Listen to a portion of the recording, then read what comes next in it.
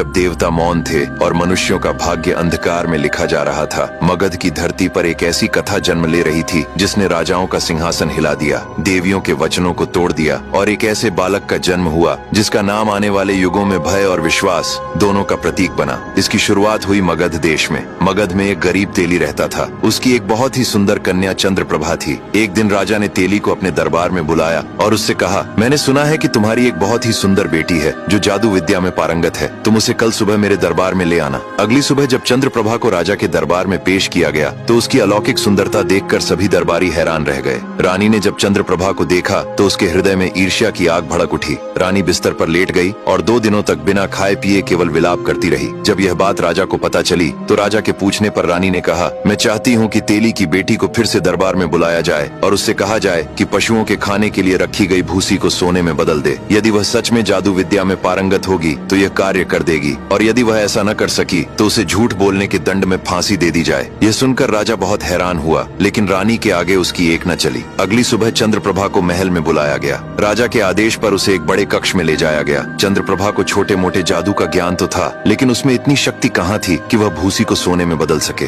वह अपने दुर्भाग्य को कोसते हुए फूट फूट कर रोने लगी और रोते रोते ही सो गई। आधी रात के समय अचानक कक्ष की दीवार कांपने लगी और एक जोरदार आवाज के साथ दीवार फट गई। उसी में से एक अत्यंत सुंदर यक्षिणी प्रकट हुई। उसने चंद्रप्रभा को जगाया और कहा, तुम्हारी दुख भरी पुकार मेरे लोक तक पहुंच गई और मैं स्वयं को यहाँ आने से रोक न सकी। मैं इस पूरे कक्ष को सोने से भर दूंगी, लेकिन इसके बदले मुझे तुमसे कुछ चाहिए। चंद्रप्रभा ने विनती करते हुए कहा, हे देवी, कृपया बताइए आपको मुझसे क्या चाहिए। यक्षिणी बोली, कल तुम्हारा विवाह राजा से होगा और ठीक 1 वर्ष बाद तुम्हें एक पुत्र की प्राप्ति होगी। वही पुत्र मुझे चाहिए। भय और विवशता में चंद्रप्रभा ने यक्षिणी की शर्त स्वीकार कर ली। पल भर में यक्षिणी ने पूरे कक्ष को चमकते हुए सोने से भर दिया और अदृश्य हो गई। अगली सुबह जब कक्ष का द्वार खोला गया तो पूरा कमरा सोने से जगमगा रहा था। यह दृश्य देखकर राजा अत्यंत प्रसन्न हुआ। उसने चंद्रप्रभा की सुंदरता और इस चमत्कार से प्रभावित होकर उससे विवाह करने का निश्चय कर लिया। राजा और चंद्रप्रभा का विवाह बड़े धूमधाम से संपन्न हुआ। ठीक 1 वर्ष बाद उनके यहाँ एक तेजस्वी पुत्र का जन्म हुआ। अब आगे की कहानी जानने के लिए देखिए अगला भाग।